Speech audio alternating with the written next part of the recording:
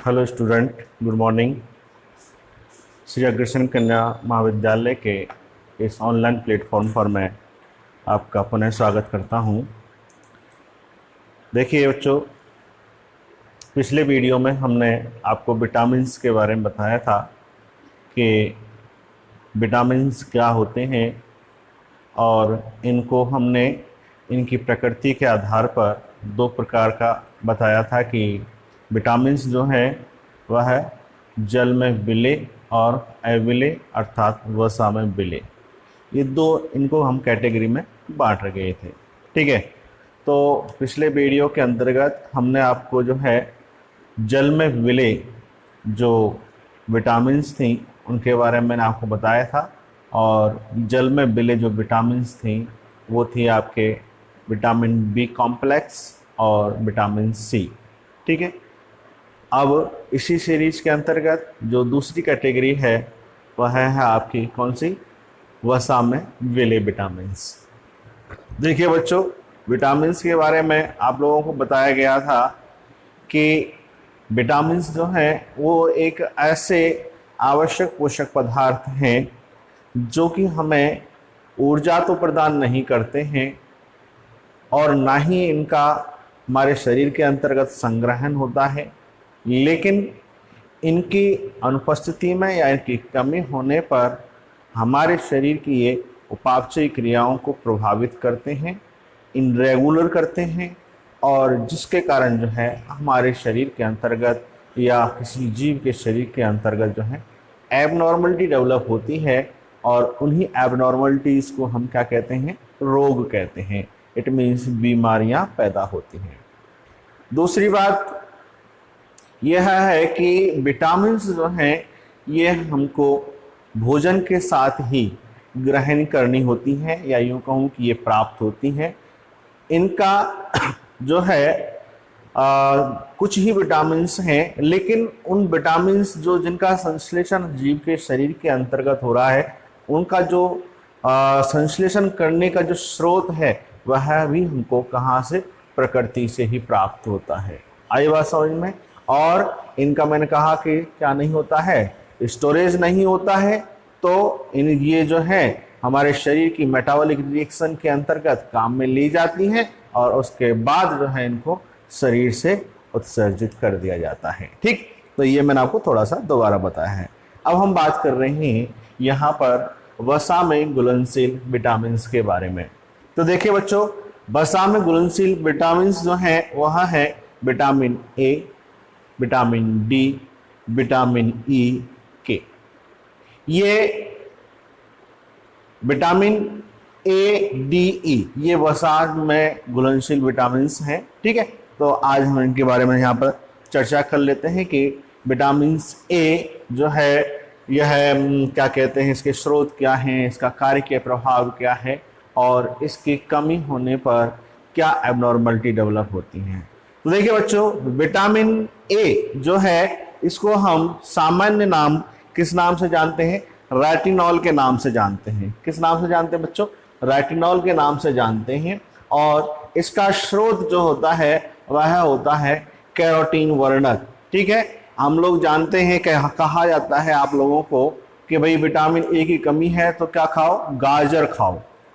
तो गाजर खाओ क्यों, क्योंकि गाजर हमारे लिए एक मुख्य खाद्य पदार्थ है, और गाजर के अंतर्गत जो है बच्चों क्या होता है, कैरोटीन वर्णक होता है। क्या होता है बच्चों, कैरोटीन वर्णक होता है। तो क्या कैरोटीन वर्णक होता है, और कैरोटीन वर्णक प्राप्त करने के लिए अपन गाजर खा रहे हैं, तो क्या यही एक विटामिन ए है? नहीं बच्चों, ये कैरोटीन वर्णक जो होता है ये हमारी यकृत व आंतरिक श्लेष्मी कोशिकाओं के अंतर्गत जो है किसका निर्माण करता है, संश्लेषण करता है, विटामिन ए का करता है। आई बात समझ में। इट मीन्स विटामिन ए का जो है संश्लेषण हमारे शरीर के अंतर्गत होता है, किसके द्वारा, कैरोटीन वर्णक के द्वारा। आई बात समझ में। दूसरा, इसे हम डायरेक्ट स्रोतों से भी प्राप्त करते हैं, जैसे कि किस किस से, दूध, अंडा, मक्खन और लाल गाजर और मछली का तेल। ठीक है, तो ये क्या हो गए, इनके स्रोत हो गए। अब इसका कार्य के प्रभाव क्या होता है बच्चों, इसका कार्य के प्रभाव होता है कि ये जो विटामिन ए है यह हमारे दृष्टि वर्णकों का संश्लेषण करता है, और इसके जो उपकला स्तर होता है, मतलब दृष्टि क्या करें, वर्णकों का संश्लेषण। इट मीन्स जो हमारे नेत्र हैं उन नेत्र का जो उपकला स्तर होता है, और उपकला स्तर के अंतर्गत क्या रेटिना का भी उपकला स्तर आता है। इसीलिए आप लोगों को पता होगा कि विटामिन ए की कमी के कारण क्या होता है, रतौंधी रोग होता है। तो रतौंधी का मतलब उसको अपन कहते हैं कलर ब्लाइंडनेस या ब्लाइंडनेस। तो ब्लाइंडनेस क्यों होता है बच्चों? क्योंकि विटामिन ए की कमी के कारण क्या होता है कि जो रेटिना की जो उपकला स्तर होता है उस उपकला स्तर का स्वस्थ परिवर्धन नहीं हो पाता है, उसका विकास और उसके अंतर्गत दृष्टि वर्णकों का निर्माण नहीं हो पाता है। इसके कारण जो है हमारे अंतर्गत या जीव के अंतर्गत क्या हो जाती है, कलर ब्लाइंडनेस हो जाती है। आई बात समझ में? या रतौंधी रोग होता है।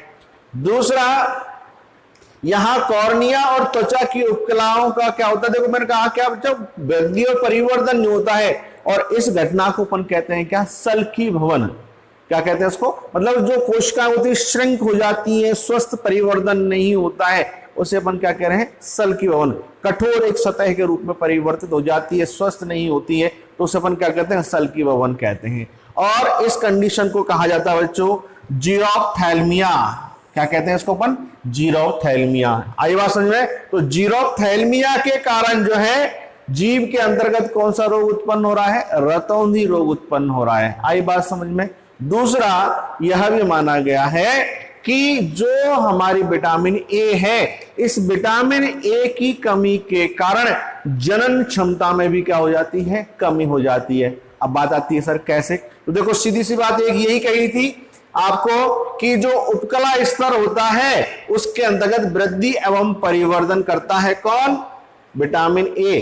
तो यहां पर जब हम बात कर रहे हैं जननांगों की, तो आप लोगों ने पढ़ा होगा कि जो oogenesis है या स्पर्मेटोजेनेसिस है, oogenesis और स्पर्मेटोजेनेसिस के अंतर्गत जो है क्या, ओगोनिया और स्पर्मेटोगोनिया का जो निर्माण है वो कहां से होता है, उपकला से होता है। और उपकला का जब यहां स्वस्थ परिवर्धन नहीं होगा तो शुक्राणु और अंडाणुओं का निर्माण होगा क्या, सही तरह से नहीं होगा। इसी कारण से ऐसे लोगों के अंतर्गत जिनके अंदर विटामिन ए की कमी होती है उसके अंतर्गत जनन क्षमता का भी क्या हो जाता है, ह्रास हो जाता है, कमी हो जाती है। आई क्या बात समझ में? तो ये था बच्चों आपके क्या, विटामिन किसकी कमी, ए की कमी के प्रभाव और उसके कार्य के प्रभाव और स्रोत। ठीक है, अब देखिए आगे हम बात कर रहे हैं, अगला जो आपकी विटामिन है विटामिन डी। विटामिन डी जिसको अपन कॉमन नेम कैल्सीफेरॉल के नाम से जानते हैं। क्या है कॉमन नेम, कैल्सीफेरॉल। देखिए इसको हम क्या सूर्य के प्रकाश की विटामिन के नाम से भी जानते हैं या धूप के विटामिन के नाम से भी जानते हैं, है? जैसे कि अपन कई बार आपस में एक दूसरे से बोलचाल में या मजाक में, धूप में अगर कोई जैसे सर्दियों में खड़ा है तो क्या कहते हैं मजाक में, हाँ भाई विटामिन डी ली जा रही है क्या? तो क्या सूर्य की किरणों से विटामिन डी मिल रही है आपको? सामान्य लोग यही सोचते हैं, सामान्य तौर से लोग बाग यही सोचते हैं कि सूर्य के प्रकाश से क्या मिल रही है, विटामिन डी, जबकि ऐसा नहीं है। विटामिन डी जो है हमारे शरीर के अंतर्गत और कहा, त्वचा की अध स्तर के अंतर्गत क्या होता है, संश्लेषण होता है। और वो कैसे होता है कि बच्चों हमारी त्वचा के नीचे जो अध स्तर या वसा का जो स्तर होता है उसके अंतर्गत 7D हाइड्रोकोलेस्ट्रॉल होता है। क्या होता है, 7D हाइड्रो कोलेस्ट्रॉल होता है बच्चों। तो ये जो 7D हाइड्रोकोलेस्ट्रॉल होता है ये सूर्य के लाल प्रकाश के अंतर्गत उपस्थित जो अल्ट्रावायलेट रेज होती हैं उन अल्ट्रावायलेट रेज की उपस्थिति में किसका निर्माण करती हैं बच्चों, ये विटामिन डी का निर्माण करती हैं। इट मींस विटामिन डी का जो है क्या हो रहा है, हमारी त्वचा के अध स्तर के अंतर्गत संश्लेषण हो रहा है, इसीलिए हम क्या कह रहे हैं, इसको धूप की विटामिन कह रहे हैं। ठीक है, तो ये तो हुआ।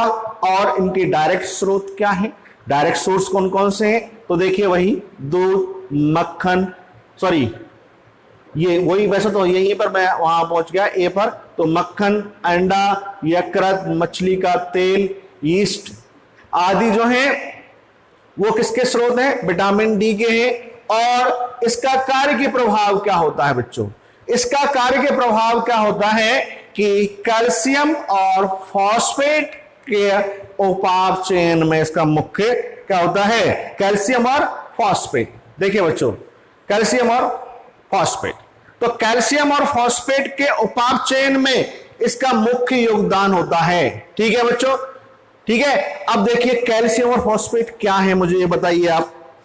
कैल्शियम और फॉस्फेट वे मिनरल्स हैं जो कि हमारी अस्थियों का निर्माण करते हैं। हम जानते हैं कि अस्थि के अंतर्गत क्या कैल्शियम और फॉस्फेट पाया जाता है मूल रूप से। ठीक है, तो जब यहां हम कह रहे हैं क्या कि कैल्शियम और फॉस्फेट का क्या हो रहा है, उपाप चयन हो रहा है। ठीक है, इट मींस हड्डियों के निर्माण की जो उपाप चयन क्रिया है, ऑस्टियोजेनेसिस की जो प्रक्रिया है, वह किसके द्वारा प्रभावित होगी, विटामिन डी के द्वारा प्रभावित होगी। ठीक है, इसीलिए यहां लिखा गया क्या, हड्डियों व दांतों की क्या वृद्धि का जो काम है वह किसकी उपस्थिति में, विटामिन डी की उपस्थिति में होता है बच्चों। और इसकी कमी से होता है कौन सा, सूखा रोग। कौन सा, सूखा रोग।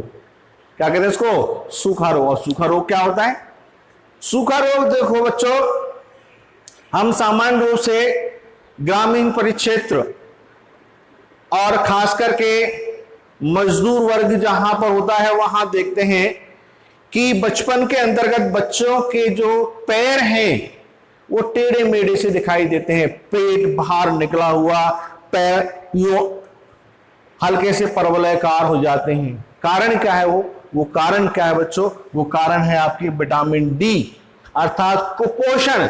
विटामिन डी की कमी के कारण क्या होता है बच्चों, हड्डियां कमजोर हो जाती हैं, लचीली हो जाती हैं, और क्या हो जाती है, पैर जो है वो भी क्या हो जाते हैं, थोड़े से झुक जाते हैं, बीच में गैप बहुत ज्यादा हो जाता है। वो क्या है, सूखा रोग की पहचान होती है। आई बात समझ में, तो सूखा रोग में क्या होती है, हड्डियां लचीली हो जाती हैं, कमजोर हो जाती हैं, और विटामिन डी के कारण बाल्य अवस्था में जो बालक का विकास है, वृद्धि है, वो क्या हो जाएगी, रुक जाएगी या कम हो जाएगी। जब वहां पर उपाप चयन नहीं होगा कैल्शियम और फॉस्फेट का, तो हड्डियों का निर्माण भी क्या हो जाएगा, कम होगा। और कम होगा तो व्यक्ति की या बालक की वृद्धि सही तरह से स्वस्थ रूप में होगी क्या, नहीं होगी। ठीक है, तो वो इसका विटामिन डी का प्रभाव यहां पर इसका देखा जाता है बच्चों। ठीक है, ये हुआ आपके। इसके बाद में है विटामिन ई।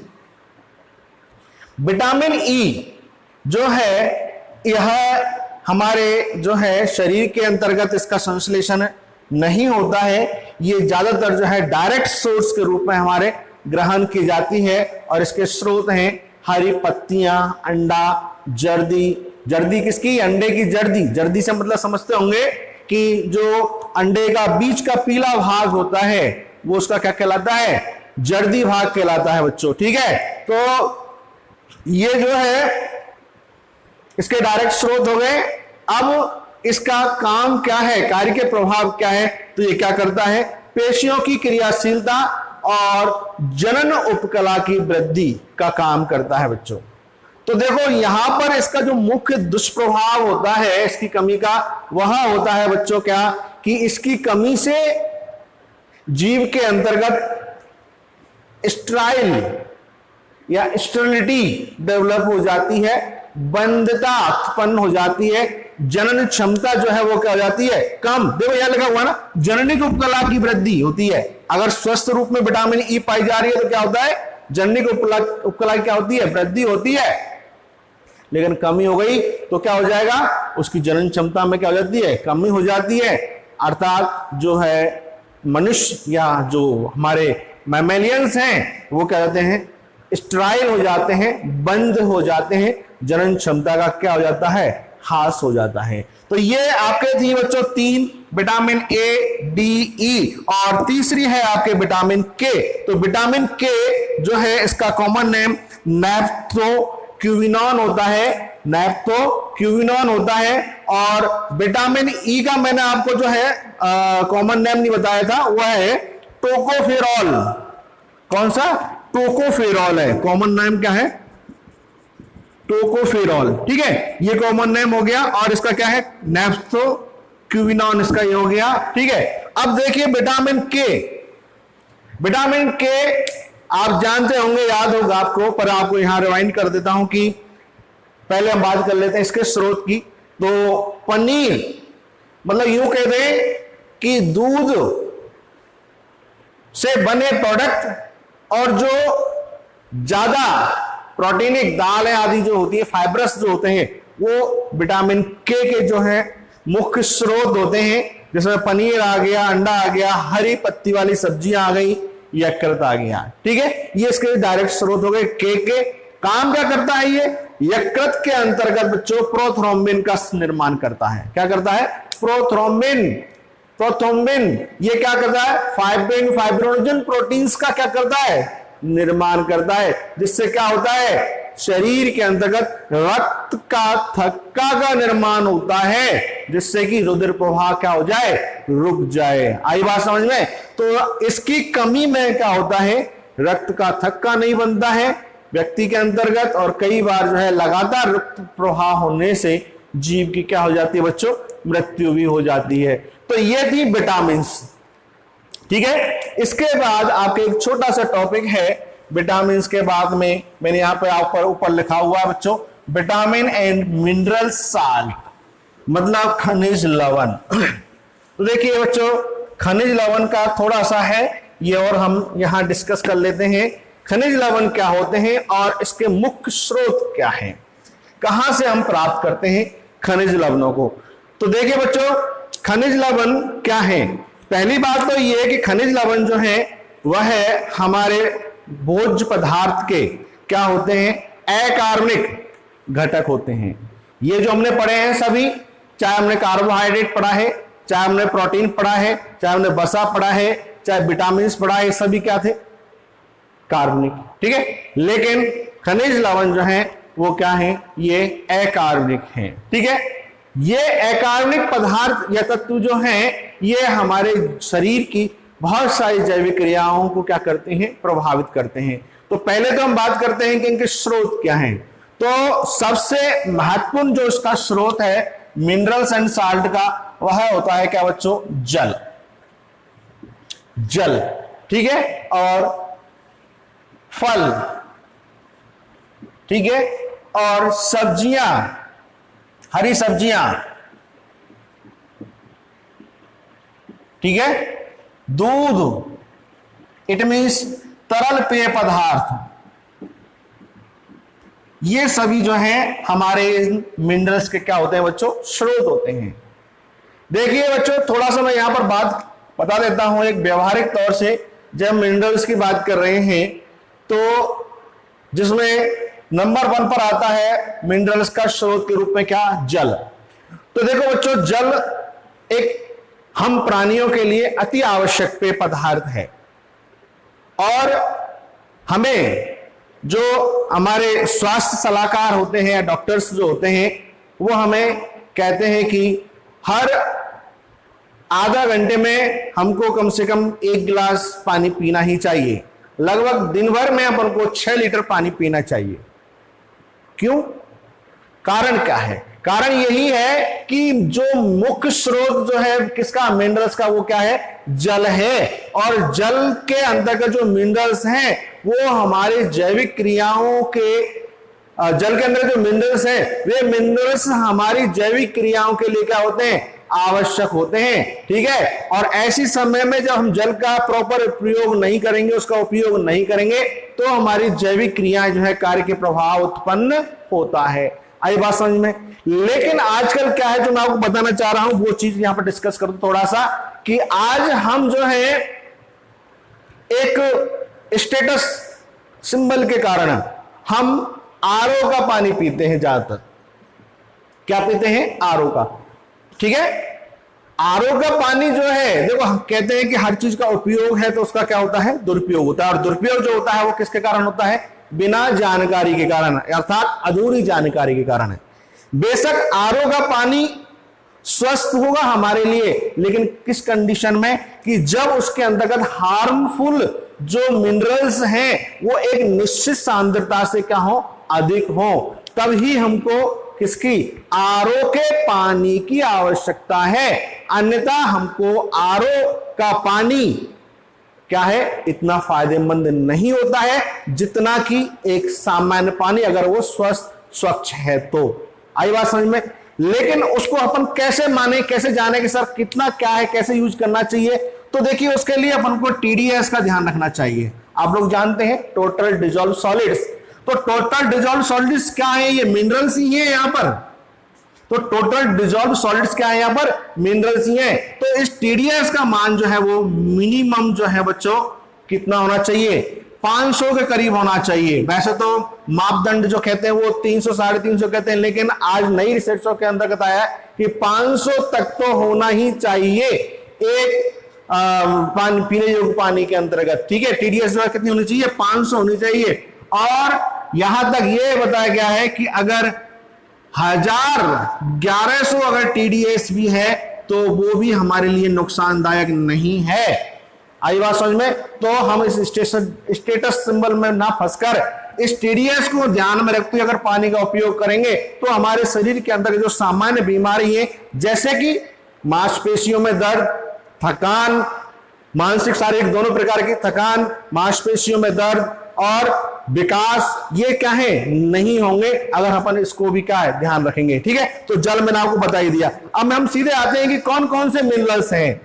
तो देखिए बच्चों, जैसे कि आयरन, लोहा Fe+, ठीक है, जैसे कि कैल्शियम, मैग्नीशियम, ठीक है, जैसे कि पोटेशियम, फास्फोरस, ठीक है, जैसे कि कॉपर, मैग्नीज, सल्फर, ठीक है, ये जिंक, ये सभी क्या है, ये सभी क्या है, मिनरल्स हैं। तो इससे क्या काम है, सबसे पहले हम बात कर रहे हैं जैसे कि Fe, तो आयरन, आयरन का हमारे शरीर में क्या उपयोग है, आयरन का उपयोग आप जानते हैं कि हीमोग्लोबिन, तो हीम वर्णक उसके अंदर क्या होता है, Fe होता है। तो अगर आयरन की हमारे शरीर के अंदर निश्चित पैमाने से कम मात्रा होगी तो क्या होगा कि हीमोग्लोबिन पर क्या पड़ेगा, प्रभाव पड़ेगा, और फिर हमारा पूरा स्वास्थ्य जो है वो क्या होगा, प्रभावित होगा। ऐसे ही कैल्शियम, कैल्शियम हमारे हड्डियों के निर्माण में भी काम आ रहा है, प्लस हमारे मांसपेशियों के संकुचन एवं प्रसारण में काम आता है। तो ये नहीं होगा तो क्या होगा, आप समझ सकते हैं।